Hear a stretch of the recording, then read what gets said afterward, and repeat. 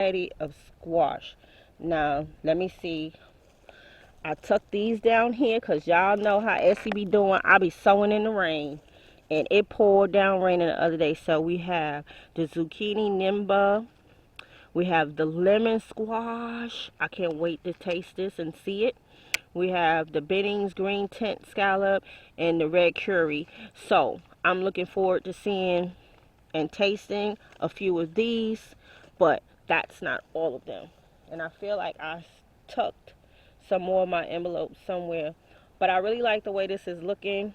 It gave me more grow space.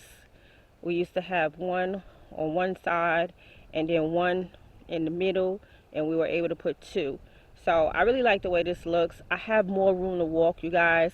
When you first start homesteading and gardening, you tend to fill up every corner of your growing space, and I did that, and I was doing a lot of tripping and falling around in here. So over here, this will continue to be pepper lane.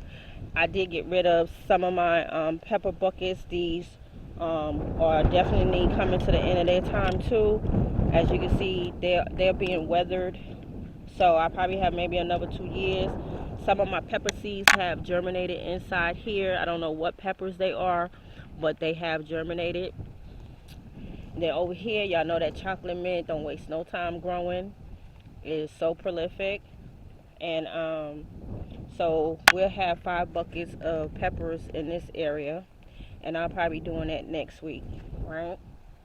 So over here, my son didn't get to this one, but he said he's gonna do this for me tomorrow. He's gonna clean this out, weed it out, and clean up the corner where we took the strawberry patch. So y'all remember the strawberry patch was right here on top of pallets, and the reason why I got rid of this is because the wood was composting down. Also, last season, y'all know I found the snake that choked itself last year, and I said that I think the pallets was becoming hazardous because they was built up and I can't see what's going on underneath them, or if something is, you know, working its way in between the wood where I couldn't see. So that's one of the reasons why I got rid of the pallet and the strawberry patch over here. So over here I sowed a variety of lettuce, you guys. This is gonna bloom up really nice, and I'm looking forward to seeing this. I forgot, I left one of my papers. Well, that was the beans, so I forgot which lettuce I had sowed over here. So you guys can see these already germinated. That's what I'm saying. That rain came down the other day, and it just went crazy. I thought there was a possibility that this was going to be germinated up with my green beans. So that's what's on these two, you guys. The green beans, the yellow beans, and I think I got purple beans out here as well. So that's what is sold in these two. Okay, now let's go out. Let's go out, because I skipped. Look, you guys, I skipped all of this. Y'all see my transformation over here? The new salad bar area. Alright, you guys, so check it out. All of these is sold up. We got salad bowl, red salad bowl, messlin mix, butter crunch, Paris Island, bib lettuce, romaine lettuce, and then I forgot what lettuce this is. And then this one over here is Swiss chard, and this is also another lettuce. Now, here are the citrus trees. The Nagami Kumquat, the Owari Satsuma. I think this one is my lime. Okay. Here's the other one. That's the Die Hard Owari Satsuma. Somebody had left me a comment asking me how was my citrus trees doing, because I did a video last year on how to bring them back to life. Well, these are the two that I brought back to life. Alright, and these two survived over the winter outside. Yes, outside. along with the Wari Satsuma. Y'all know my Wari Satsuma is a diehard. Hopefully she will begin to bear some fruit for me. Right now she is so tall. She needs to get back up on this table, but she kept tipping over from the wind. So I decided to just put her down. So this is what the new salad bar station is looking like. I really like the way this came out. And the reason why I went with these smaller bags, these are, I think, 8-gallon bags. And these are very easy to tote, to empty out. I will never probably put those big old round roll bags on the table again. It will probably always be similar to these, but I really like the way this turned out. Alright, you guys, so y'all know this is the other grow raised bed, and I will be definitely putting peppers in here as well. There's some of my green onion cuts coming in. Sorry about that, you guys. And this has been just giving. So over here, the rose bush, you guys.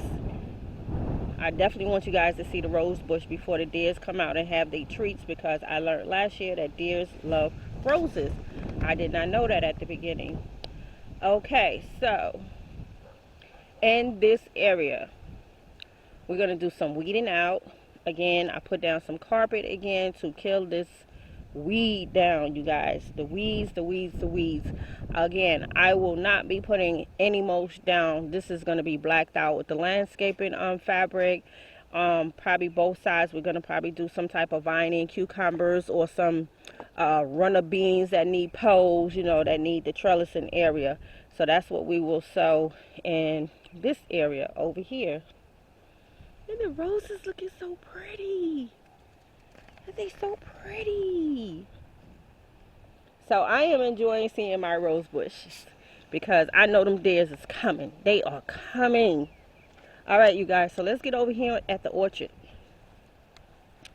Let's see what's going on at the orchard, you guys. All right, so I lost probably 4 blueberry bushes, and the holes are still available for trees. So we're gonna get the citrus trees planted up. I'm not gonna baby those no more. It's time to get those in the ground. I got one blueberry plant that is trying to bounce back. Now the other day I went through the whole orchard and I gave everything some nitrogen. So let's see over here. This is one of, I think, the apple trees. I forgot which one it is. We had a casualty over here, and I planted this last year. This was the apple monsoon. Didn't survive. I don't know why.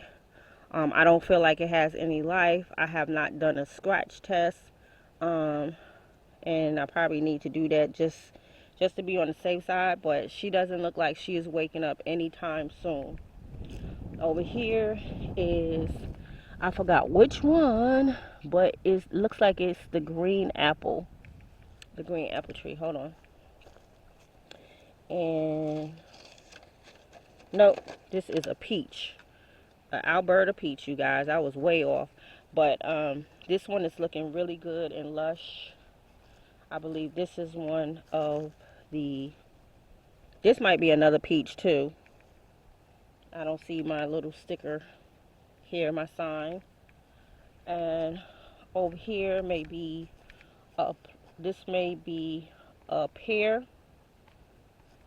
Let's see. I need to do this other method like I seen Uncle Ed do, and what's the Grow Family Network did, where they engraved on like metal can to make their labels for the names of their trees. I think I'm gonna need to do something like that, because I'm losing my tags on a lot of my trees and I'm forgetting what they are. Now over here is the pear moon glow, and she is definitely thriving. Now she's probably, this one been in the ground probably 2 years or 3 years. All of these over here is new. These are definitely, I think, last year. Yeah.